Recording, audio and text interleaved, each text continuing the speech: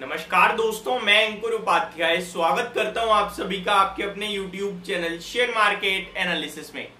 एक बार फिर से अमेरिका के बाजार में सेम टू सेम वही होता हुआ दिखा है जो डेली बेस पे हो रहा है।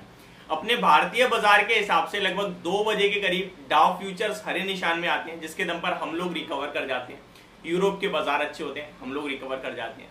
लेकिन जब अमेरिका का बाजार खुलता है तो कुछ और सिचुएशन होती है, वो लाल निशान में चला जाता है। एग्जैक्टली कल के सेशन में भी यही होता हुआ दिखा। ओपनिंग तो थोड़ी बहुत ठीक ठाक हुई, लेकिन उसके बाद जो बाजार में ट्रेड हुआ वो थोड़ा अच्छा नहीं था। डेज लो के आसपास अमेरिका का बाजार बंद हुआ।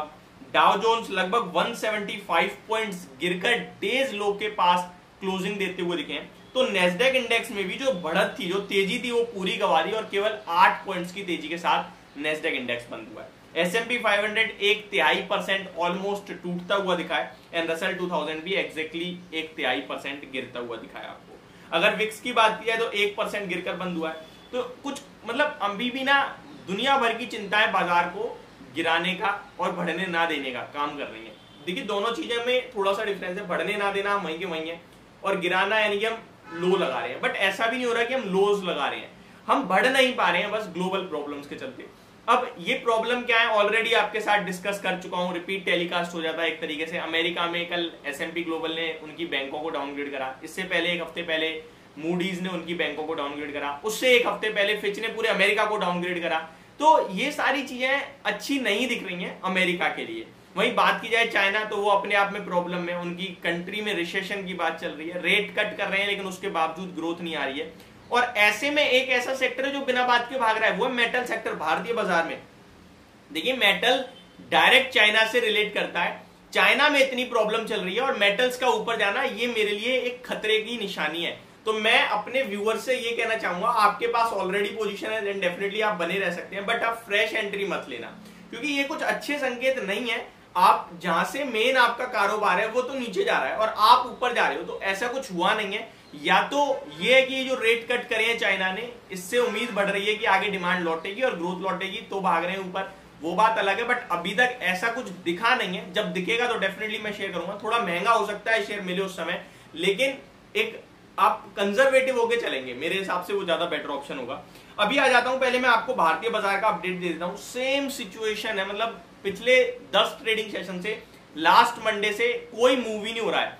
Mid cap small cap out perform करते हैं। निफ्टी, सेंसेक्स, बैंक निफ्टी एक दायरे में रहते हैं।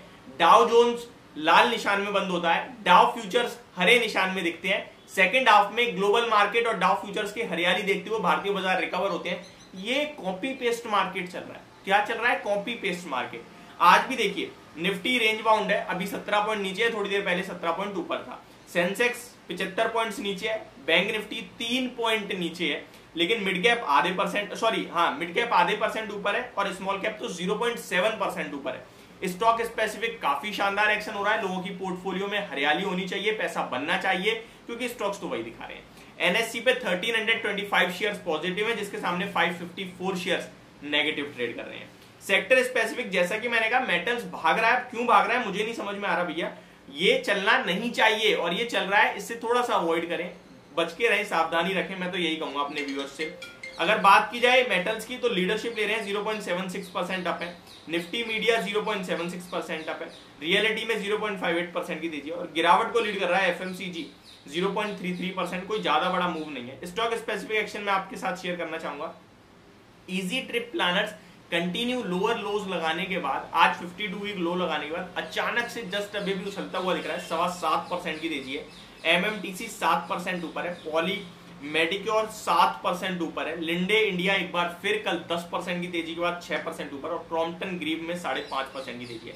ब्राइटकॉम ग्रुप के ऊपर सेबी की तरफ से बड़ी मार पड़ी है और 5% नीचे है। पूरी डिटेल अगली वीडियो में शेयर करूंगा। अगर आप ब्राइटकॉम को लेकर इंटरेस्टेड हैं तो डेफिनेटली चैनल के साथ बने रहना।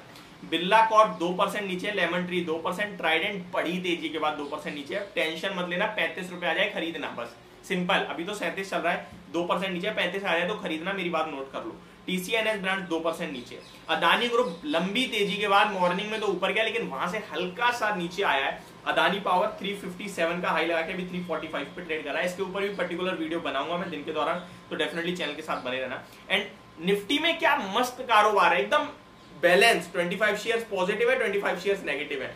तो ये बढ़िया कारोबार दिख रहा है। पॉजिटिविटी को lead Hindalco, L&T, Tata steel, Divi's lab कर रहा है और गिरावट को लीड सन फार्मा, टाटा कंज्यूमर, भारतीय Airtel, ITC, hero MotoCorp, Bajaj finance कर रहे हैं।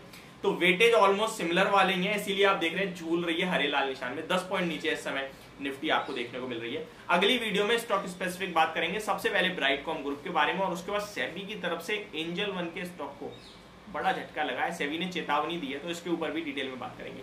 Thank you so much for watching this video, have a great day guys.